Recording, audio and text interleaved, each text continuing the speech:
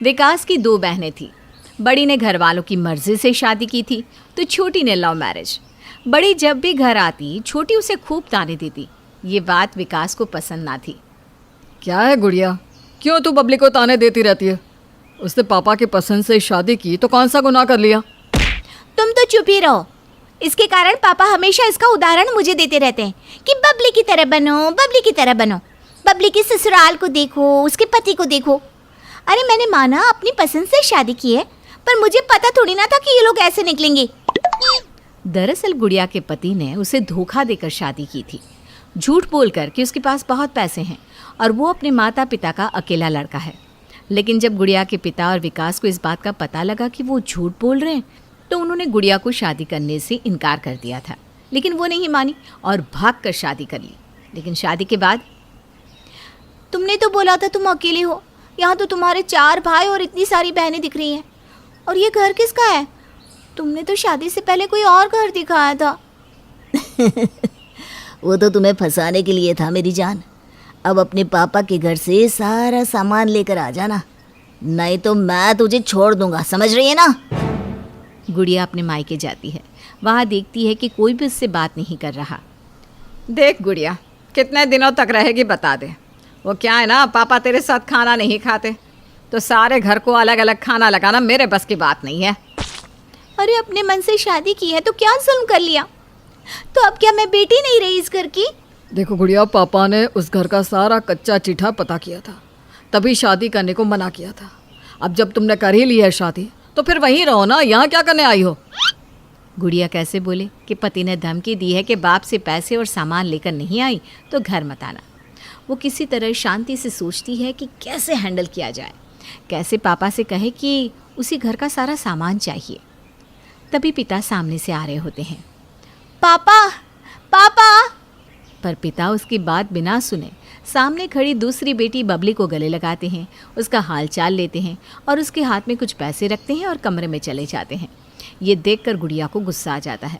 वो बबली के पास जाती है और उसके पैसे छीनने की कोशिश करती है। अरे अरे, क्या हो गया गुड़िया, क्यों पैसे छीन रही है? पैसे चाहिए तो मांग लेना। क्यों? तूने तो नहीं मांगे पापा से, फिर मैं क्यों मांगू? बोल, ला दे ये पैसे। तभी माँ आ जाती है।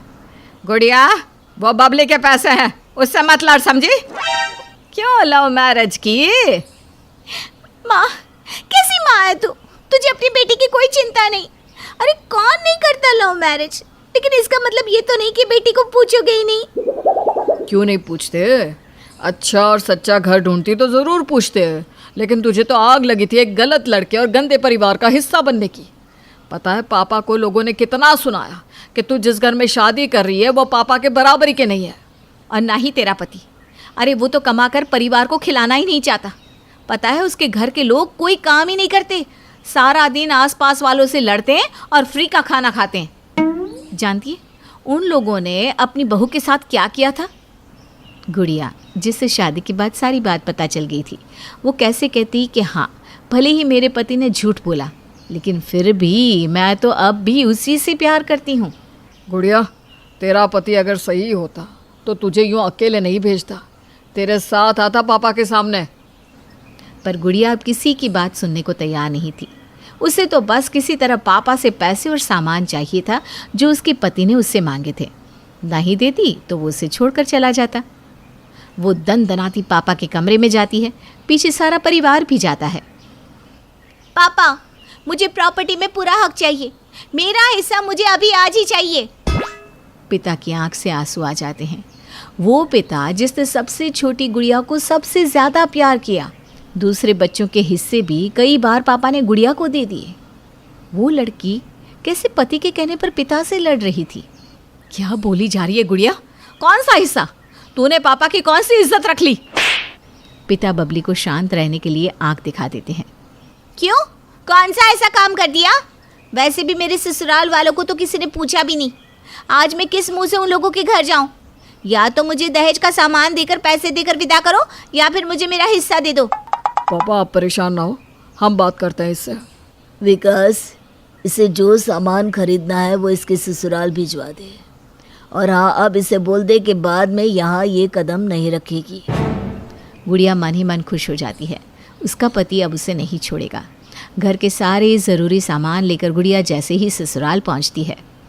अरे मजली, तेरे दहेज के सामान का इंतजाम तो तेरे भाई ने कर दिया। ऊपर वाले के घर देर है अंधेर नहीं। चलो अब तो अंजलि की शादी तय कराते हैं। पर ये सब मेरे पापा ने मेरे लिए दिया है, आप क्यों इसे किसी और को देंगी? आए हाय, बड़ी जबान चल रही है। पता है ना हम लोगों ने बड़ी बहू के साथ क्या किया था? अरे तेरे बाप ने तो तुझे सब बताया था।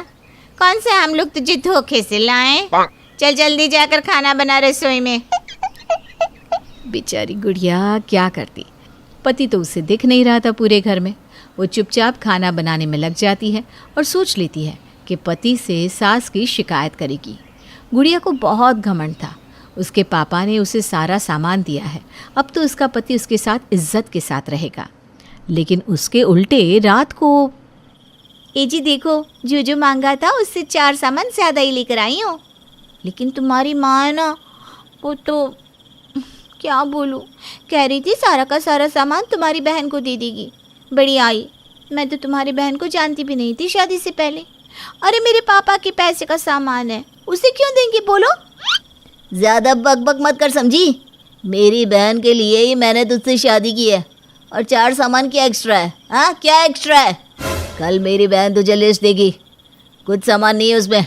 माँ ने फ़ोन किया था मुझे, वो सामान कल शाम तक ले आना। गुड़िया को तो मानो चक्कर ही आने लगते हैं। ये क्या हो रहा है? जो पति शादी के पहले कुछ और था और अब कुछ और। क्यों कर रहे हो ऐसे? तुम तो ऐसे नहीं थे।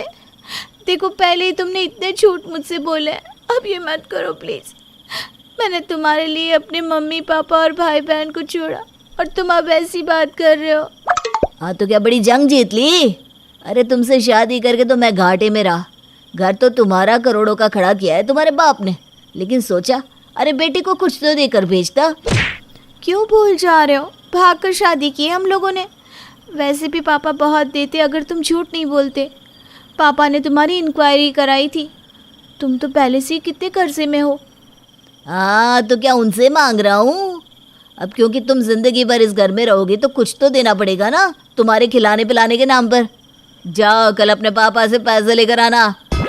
नहीं कल नहीं, इतनी जल्दी पापा नहीं मानेंगे। क्यों नहीं मानेंगे? जाकर बोलो बबली बहन को तो बहुत दिया है, उसे तो भरते जा रहे हैं, और मैं। गुड़िया ना चाहते हुए भी अगले दिन मायके पहुंच जाती है। हाय रे, फिर आ गई है। जब भी आती है पापा का बीपी बढ़ा कर जाती है। विकास पूछ इससे आज क्या करने आई है। गुड़िया क्या हुआ, सब ठीक है ना? गुड़िया जो नाक ऊपर रखना चाहती थी, वो नहीं चाहती थी कि किसी को भी पता चले कि उसका पति उसके साथ गेम खेल रहा है। वो पापा के कमरे में जाती है। पिता गुड़िया को देखते हैं। पापा मुझे पैसे चाहिए। पिता चेकबुक लेकर बेटी के सामने रख देते हैं और गुड़िया से मुंह फेर लेते हैं। गुड़िया चेकबुक उठाकर जा ही रही होती है कि पिता उसे आवाज़ देते हैं। गुड़िया तू इतनी जल्लाद खूंखार कैसे बन गई? याद है तू 1 मांगती थी तो मैं 10 चीज़ ला कर देता था। आज पिता से ज़्यादा प्यार किसी और से, और वो भी एक ऐसे इंसान से जिसने तुझे इज्जत भी नहीं दी। तू ये पैसे लेकर जा, लेकिन याद रखना जीवन में माता पिता को दुख देकर कोई खुश नहीं रह सकता। पिता के आंख में आंसू आ जाते हैं। गुड़िया मुड़कर देखती है और पिता के गले लग जाती है। पापा मुझे माफ़ कर दीजिए, मैं अब आपको छोड़कर कहीं नहीं जाऊंगी। आप जैसा कहेंगे मैं वैसा ही करूंगी। गुड़िया अब ऐसे ससुराल में कभी नहीं जाती और ना ही कोई उसे लेने आता है। हर बेटी को ये समझना चाहिए कि जिस झूठे प्रेम के जाल में फंसकर वो माता पिता को छोड़ती है, वो प्रेम भी उनका हमेशा का नहीं होता। अरे विमला, जल्दी यहाँ आओ। अरे ऐसी भी क्या बात है? ये देखो, तुम्हारे भतीजे पेरिस में घूम रहे हैं। अभी अभी विजय ने फेसबुक पर ये तस्वीरें अपलोड की है। भाई मानना पड़ेगा, इतने कम समय में दोनों भाई ने इतना बड़ा कारोबार खड़ा कर लिया। और दोनों की पत्नियां भी काफी समझदार हैं, हमेशा मिलजुल के रहती हैं। अच्छा, तुम जल्दी से नाश्ता लगा दो, मुझे ऑफिस के लिए देर हो रही है। कुछ दिनों के बाद बुआ जी अपने दोनों भतीजों के घर पहुंचती है। अरे बुआ जी, आप अचानक कैसे आ गई? सब ठीक तो है ना? अरे मुझे एक फोन कर दिया होता तो मैं आपको लेने आ जाता। अरे अब तुम दोनों इतने बड़े कारखाने के मालिक बन गए हो, तुम्हारे पास वक्त कहाँ रहता होगा। जी, आप सब बड़ों का आशीर्वाद है बस।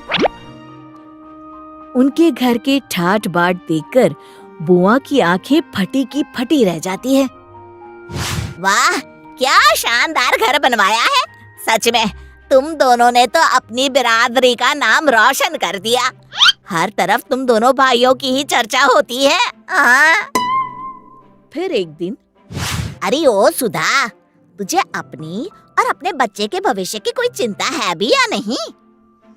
क्या बात है बुआ जी, आप ऐसे क्यों कह रही हो? अरे मेरी भोली बहू, तू तो सच में बड़ी भोली है रे।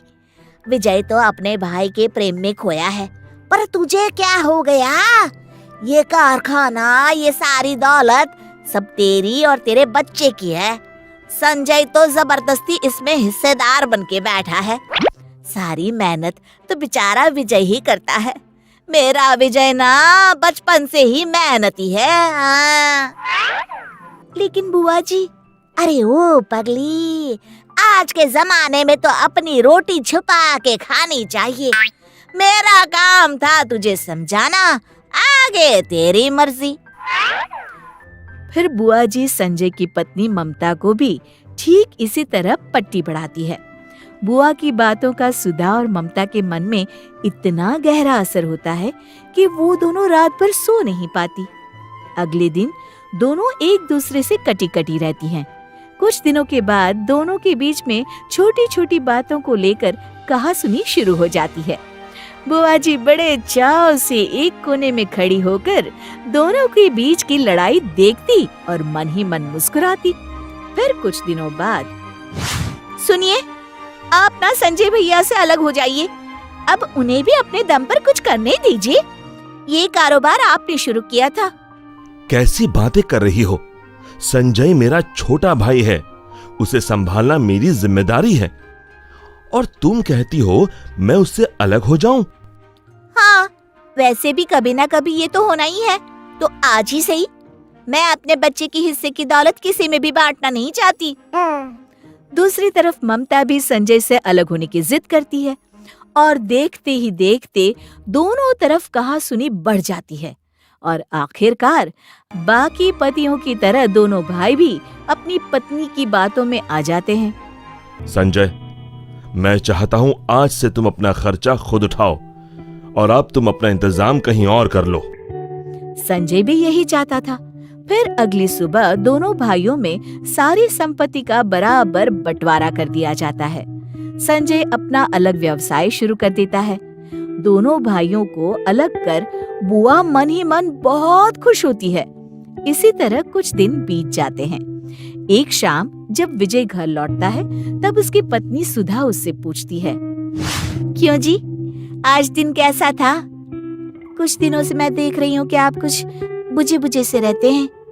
क्या बताऊं सुधा, सारा व्यापार चौपट हुआ जा रहा है। अब पहले जैसी आमदनी नहीं रही। कर्जदार रोज आके तकाजा लगाते हैं। मुझे तो सिर्फ अच्छा माल तैयार करना आता है। संजय की तरह माल बेचने की कला मुझ में नहीं है। इतना कहकर विजय अपने कमरे में चला जाता है। दूसरी तरफ दूसरे भाई की पत्नी भी अपने पति से यही सवाल पूछती है। कुछ मत पूछो मालती, ये नया व्यापार मेरे बस का नहीं है। मुझे तो सिर्फ माल बेचना आता है, लेकिन अच्छी गुणवत्ता का माल तैयार करने का हुनर भगवान ने विजय भैया को दिया है। आजकल तो इतनी भी आमदनी नहीं हो पा रही कि छोटे मोटे खर्चे चला सकूं। संजय उदास होकर बैठ जाता है। फिर एक रात सुधा बुआ जी के लिए दूध का ग्लास लेकर जैसे ही उनके कमरे के पास पहुंचती है, तभी जोर से बुआ जी की आवाज सुनती है। वो जोर से हंसते हुए किसी से फोन पर बात कर रही होती है। अरे कविता, अब तुझे क्या बताऊं मैं? सुधा और मालती को तो ऐसी पट्टी पढ़ाई कि दोनों आसानी से मेरी बातों में आ गई। संजय और विजय भी जोरू के गुलाम निकले। सुधा बुआ की चाल को समझ जाती है और फिर अगली सुबह मालती को सारी बात बताती है। फिर दोनों पूरी बात अपने अपने पतियों को बताती हैं। अब विजय और संजय को समझ में आ जाता है कि ये कामयाबी उनके अकेले की नहीं बल्कि दोनों भाइयों की एकता की थी।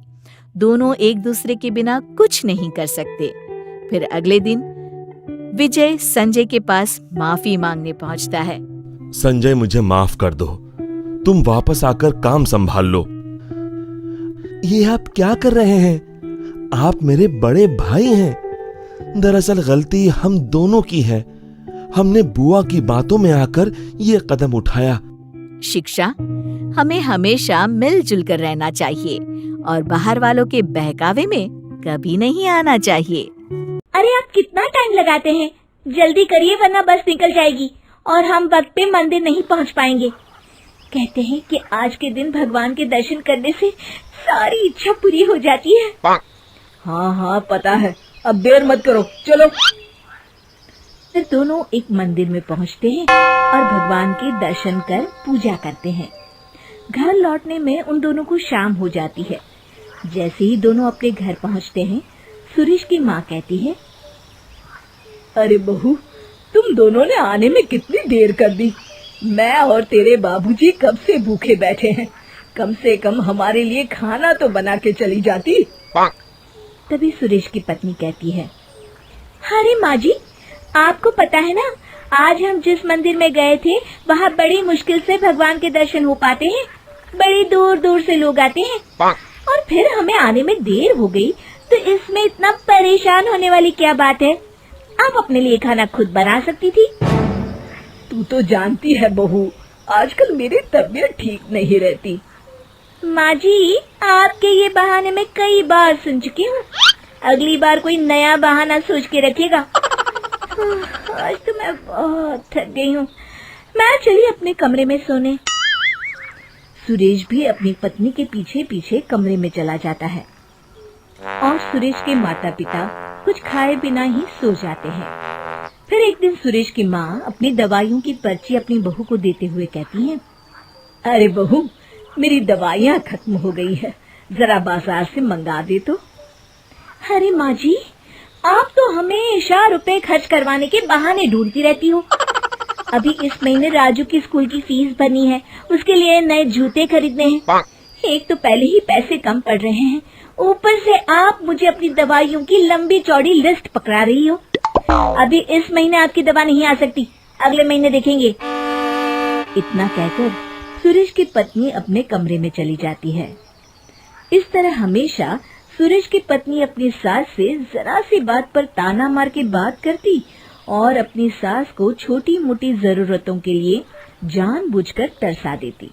फिर एक दिन, अरे भाग्यवान, कहाँ हो? जल्दी से यहाँ आओ। सुरेश की पत्नी वहाँ आती है। क्या बात है जी, आज तो आप बड़े खुश लग रहे हैं। अरे भाग्यवान, बात ही कुछ ऐसी है, तुम सुनोगी तो खुशी से झूम उठोगी। मेरा प्रमोशन हो गया है और कंपनी मुझे रहने के लिए एक नया घर दे रही है। सुरेश ने कहा, अरे वाह, आपकी तरक्की के लिए मैंने जो 16 शुक्रवार का व्रत रखा था ना, ये उसी का फल है। लेकिन मैं आपसे एक बात कह देती हूँ, अपने नए घर में आपके माँ बाप को नहीं ले जा सकती। उनकी सेवा करके तंग आ चुकी हूँ मैं। हाँ, लेकिन तुम तो जानती हो कि आजकल माँ की तबीयत बहुत खराब रहती है। हम उन्हें इस हालत में कैसे छोड़ सकते हैं? वैसे भी आपकी माँ 12 महीने बीमार रहती हैं। हमारी जिंदगी तो अभी शुरू हुई है, हमें अपने बारे में भी सोचना पड़ेगा ना। एक काम करते हैं, हम उन्हें किसी वृद्धाश्रम में भर्ती करा देते हैं। वहाँ उनका इलाज भी हो जाएगा और दोनों आराम से भी रहेंगे। फिर सुरेश अपनी पत्नी की बात से सहमत हो जाता है और कुछ दिनों के बाद अपने माँ बाप को शहर के एक वृद्धाश्रम में भर्ती करा देता है। फिर अपनी पत्नी और बेटे को लेकर अपने नए घर में रहने चला जाता है। एक दिन सुरेश के घर पर एक आदमी आता है और सुरेश से कहता है, आपका नाम सुरेश है जी? जी हाँ, मेरा नाम सुरेश है। कहिए क्या बात है? आपके पिताजी जिस कंपनी में काम करते थे, उस कंपनी की तरफ से आपके पिताजी के नाम पर 2 लाख रुपए भेजे गए हैं। आप उन्हें बुला लीजिए, मैं उनकी साइन लेकर पैसे दे दूंगा। तभी सुरेश की पत्नी भी वहाँ आ जाती है और उस आदमी की बातें सुनकर उसके मन में लालच आ जाता है। वो उस आदमी से कहती है, अरे भाई साहब, माँ जी और बाबूजी तो अभी तीर्थ यात्रा पर गए हैं। आप 2 दिन के बाद आ जाइए, तब तक वे दोनों आ जाएंगे। उनकी बातें सुनकर उस आदमी को उन पर शक होता है, लेकिन वो उनसे बिना कुछ कहे वहाँ से चला जाता है और सच्चाई का पता लगाने के लिए वो उनके एक पड़ोसी से पूछताछ करता है। पड़ोसी उसे बताते हैं कि सुरेश ने अपने माता पिता को घर से निकाल दिया है और एक अनाथ आश्रम में भर्ती करवा दिया है। सारी बातें सुनने के बाद वो आदमी सुरेश के पड़ोसियों को धन्यवाद कहकर वहाँ से चला जाता है। अगले दिन दोनों पति पत्नी पैसों के लालच में सुबह सुबह वृद्धाश्रम पहुँच जाते हैं और वहाँ के मुख्य अधिकारी से मिलते हैं। अधिकारी उन दोनों की नीयत भांप लेता है और उन्हें कहता है, आप दोनों ने आने में देर कर दी। कल शाम को ही आपके पिताजी की कंपनी से एक आदमी आया था और वो आपके पिताजी को पैसे देकर चला गया। उसके बाद आपके पिताजी भी आपकी माताजी को लेकर यहाँ से चले गए। आपकी माँ ने आपके बारे में हमें सब बताया था। आप दोनों दिन रात भगवान की पूजा में लगे रहते थे, लेकिन जो आपके असली भगवान यानी कि आपके माता पिता थे, उन्हें तो घर से निकाल दिया और पैसों के लालच में आज यहाँ चले आए। अब जाइए यहाँ से। सुरेश और उसकी पत्नी शर्मिंदा होकर वहाँ से चले जाते हैं। एक समय की बात है, मुकुंदपुर में विधवा कमला अपनी बेटी इमली के साथ रहती थी और 3-4 घरों में मेहरी का काम करती थी। इमली अपनी माँ की बहुत लाडली बेटी थी, पर पढ़ाई से हमेशा जी चुराती थी। कमला के लाख समझाने पर भी वो पढ़ाई पर ध्यान नहीं देती थी। हरियो इमली, उठ जा, देख सूरज देवता सर पर चढ़ाए हैं। नहीं माँ, आज मैं स्कूल नहीं जाऊंगी, मेरा पेट बहुत दुख रहा है। वैसे भी आज इतवार है, तो उठ और जाकर मुंह धो ले, तब तक मैं चाय छानती हूँ। नहीं माँ, आज मैं बहुत देर तक सोऊंगी। नहीं बिटिया, कल दुर्गा अष्टमी है तो आज काम ज्यादा है, तू भी चल मेरे साथ। इमली मुंह धोकर आती है और माँ के साथ बैठकर चाय पीती है। अब पेट दर्द कैसा है तेरा? पेट तो ठीक है, लेकिन मुझे अभी और सोना है। जल्दी कर, आज काम में मेरा हाथ बटाना। अरे माँ, वहाँ फिर से दुखने लगा तो सेठानी से बोलकर गोली दिलवा दूंगी, समझी? अब चल। दोनों सेठानी के घर पहुँचती हैं और काम में लग जाती हैं। इमली, तू झाड़ू निकाल दे, तब तक मैं बर्तन मांजती हूँ। झाड़ू निकालते हुए जब इमली रसोई के सामने आई तो उसके नाक में एक अजीब सी खुशबू समाने लगी। इमली ने बहुत कोशिश की कि वो आगे जाकर दूसरे कमरे में झाड़ू लगाए, पर वो खुशबू उसे बार बार अपनी तरफ खींच रही थी। वो सोच रही थी ये किस चीज की खुशबू है। वो थोड़ी आगे गई, लेकिन 1 मिनट बाद ही झाड़ू हाथ में लिए वापस आकर किचन के दरवाजे पर खड़ी हो गई, जहां मालकिन अपनी बिटिया को जबरदस्ती हलवा खिलाने की कोशिश कर रही हैं। आहा, याद आया, ये तो खसखस के हलवे की खुशबू है, ठीक वैसी ही जैसे एक बार माँ ने बनाया था जब मैं बहुत बीमार पड़ गई थी। वाह, कितना स्वादिष्ट था वो। खसखस, मावा और देसी घी में तले हुए मेवे का स्वाद जीभ के साथ साथ आँखों में भी उतर आया। बर्तन की डलिया रसोई के अंदर रखने आई उसकी माँ ने उसकी ललचाई नजरों को समझ लिया और हाथ से झाड़ू छुटाकर दांत पीसते हुए कहा, स्वच्छ भारत अभियान वाली गाड़ी आ गई है, जाकर कचरा डाल कर आ। इमली ने बाकी घरों में भी माँ के साथ काम करवाया, पर हलवे की खुशबू और स्वाद उसके दिलो दिमाग पर छाई हुई थी। जब पूरा काम खत्म करके वो दोनों घर के लिए निकली तो इमली ने माँ का हाथ पकड़कर कहा, माँ, मुझे भी खसखस का हलवा खाना है। हाँ ठीक है, बनाऊंगी। कब बनाओगी माँ? आज नहीं, पर बनाऊंगी जल्दी। पर मुझे तो आज ही खाना है। मेरी अच्छी माँ, आज बना दो ना। अरे पागल है क्या? पता है खसखस कितना महंगा आता है। माँ बना दो ना हलवा, बहुत मन कर रहा है। तो जीभ में चिकोटी काट ले। माँ मालकिन कितनी अच्छी माँ है, देखा नहीं कैसे मना करने पर भी बीवी जी को अपने हाथ से खिला रही थी। तो वो हर बात मानती है मालकिन की। आज से मैं भी तुम्हारी हर बात मानूंगी, बस हलवा बना दो ना माँ। पर तुझे क्या जरूरत है खसखस के हलवे की, वो मेहनत करती है, मैं भी तो करती हूँ मेहनत। वाह री इमली, तू क्या मेहनत करती है, मैं भी तो सुनूं जरा। क्यों, हर इतवार को तुम्हारे साथ जाती हूँ ना काम पर, वो दिमाग चलाती है, हमेशा फर्स्ट आती है स्कूल में, समझी। आज से मैं भी पढ़ूंगी और फर्स्ट आऊंगी, तब तो बना दोगी ना। हाँ हाँ, लेकिन जब फर्स्ट आकर दिखाएगी तब। अब इमली को आस बंधी और वो वाकई बहुत मेहनत करने लगी। इधर माँ के अंदर बेटी को खसखस का हलवा खिलाने की इच्छा जोर मारने लगी। दशहरा और दीपावली के कारण उसे कुछ साफ सफाई का भी काम मिल जाता, लेकिन कुछ दिनों से उसकी तबीयत कुछ खराब रहने लगी। उसने सोचा लगातार और ठंड में काम करने का असर है। रोज बुखार के कारण वो दिनों दिन कमजोर होती जा रही थी। एक दो बार सोचा भी कि दवाई ले लूं, पर फिर सोचती कि हलवे के लिए पैसे कम पड़ जाएं, तो किराने की दुकान से दर्द की गोली ले लेती बस। धीरे धीरे दीपावली पास आ रही थी। कमला ने इमली की मेहनत देखकर तय किया कि इस दीपावली हर हाल में इमली को खसखस का हलवा बनाकर खिलाएगी, चाहे कुछ भी हो जाए।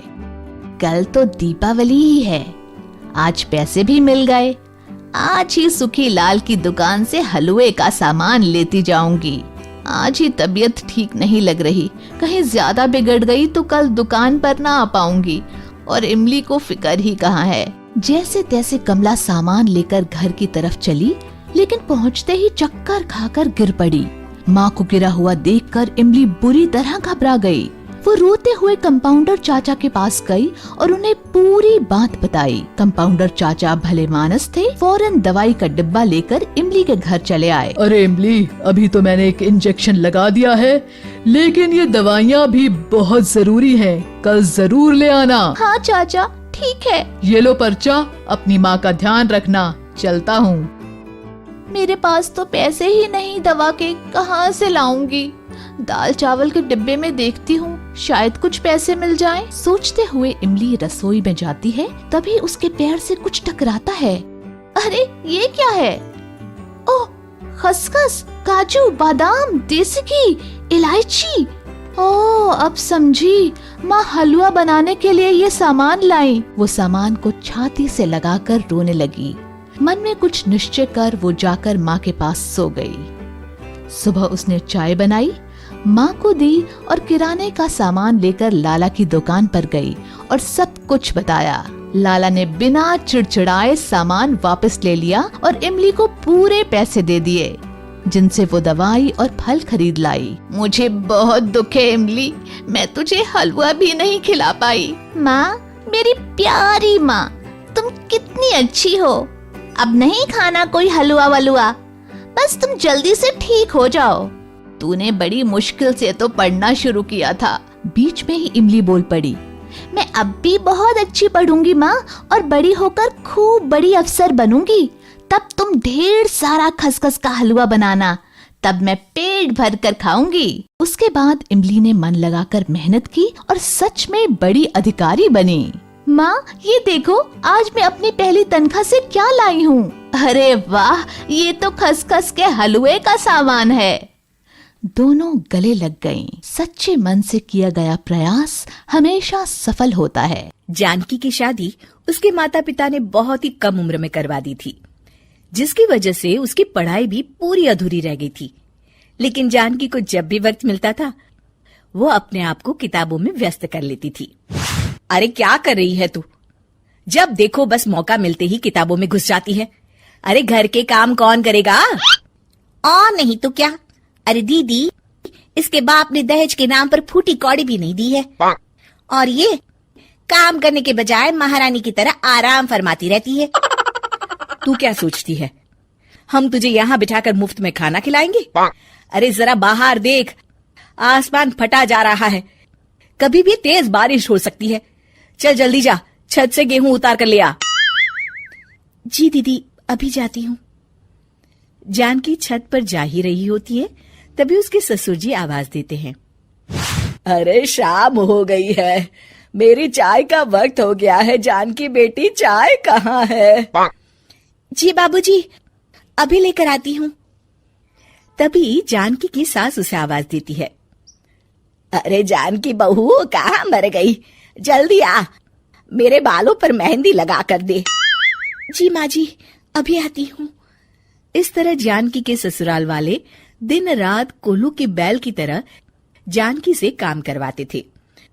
सुबह से कब शाम हो जाती थी उसे पता ही नहीं चलता था। फिर एक दिन, अरे क्या हुआ? इतने धीरे धीरे हाथ क्यों चला रही है? खाना तो तीनों टाइम खाती है। माँ जी, आज मेरी तबीयत कुछ ठीक नहीं है। सुबह से बुखार है मुझे। अगर आप मुझे डॉक्टर के पास ले चले तो दवाइयाँ लेने के बाद शायद आराम मिल जाए।